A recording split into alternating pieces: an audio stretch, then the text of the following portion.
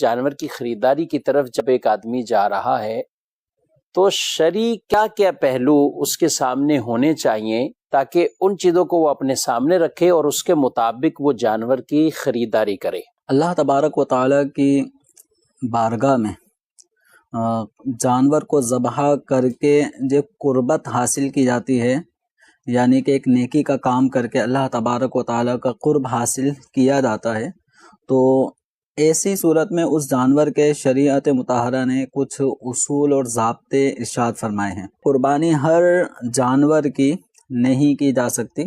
شریعت مطہرہ نے اس قربانی کے لیے جن جانوروں کو مخصوص کر دیا ہے انہی جانوروں کو ذبح کیا جائے گا۔ جب بھی جانور کی خریداری کا عمل کرنا ہو تو بنیادی طور پر اس کی ظاہری خوبصورتی کو تو ہم مد نظر رکھ ہی رہے ہوتے ہیں، ایک اصولی چیز یہ ہوتی ہے کہ اس کے اندر وہ عیب نہ ہو جس عیب کی وجہ سے قربانی نہیں ہوتی۔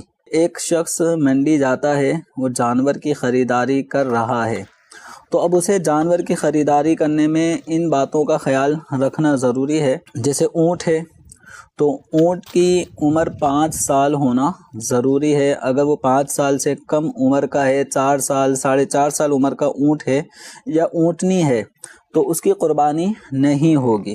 اسی طرح گائے، بیل، بھینس، بھینسا، ان کی اگر کوئی قربانی کرنا چاہتا ہے تو ان کی قربانی کے لیے ان کی عمر 2 سال یا اس سے زائد ہونا یہ ضروری ہے۔ اگر 2 سال سے کم عمر ہوگی، بھلے 1 مہینہ ہی کم ہو، تو ایسے بیل کی بچھیا کی قربانی نہیں ہو سکتی۔